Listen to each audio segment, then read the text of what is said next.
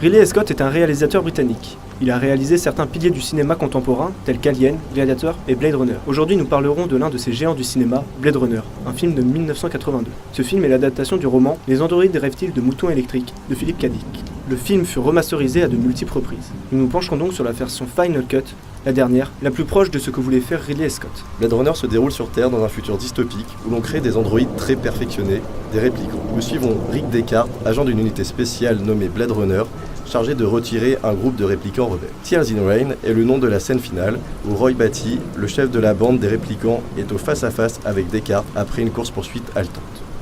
Commençons d'abord par analyser l'ambiance générale du film. Dès les premiers coups d'œil, on peut remarquer que l'image possède une teinte bleutée. Ce film est l'un des précurseurs du style néo-noir, qui consiste en une atmosphère urbaine à l'architecture baroque et à l'ambiance sombre, où la misère est omniprésente. Le film se déroule toujours la nuit, sous un climat pluvieux, tel le déluge. La bande originale du film est un mélange de mélodies sombres, de musique classique et de sons futuristes au synthétiseur qui reflètent l'ambiance.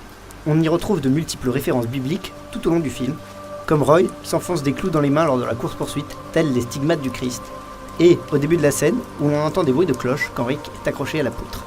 Roy Batty avait un rêve, mais était cependant pourchassé et traité comme inhumain. Lors de son monologue, Batty cite Tannhäuser de Wagner.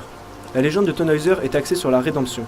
Un homme de péché voit soudainement la lumière et corrige ses fautes. Cela fait écho au moment du film et à une autre référence religieuse, la rédemption du fils prodige. Acceptant qu'il ne sera jamais capable de réaliser son rêve, il explique que tout ce qu'il a vécu, tous ces actes qu'il a réalisés lors de son voyage dans les constellations d'Orion, vont mourir avec lui et disparaître telles des larmes sous la pluie.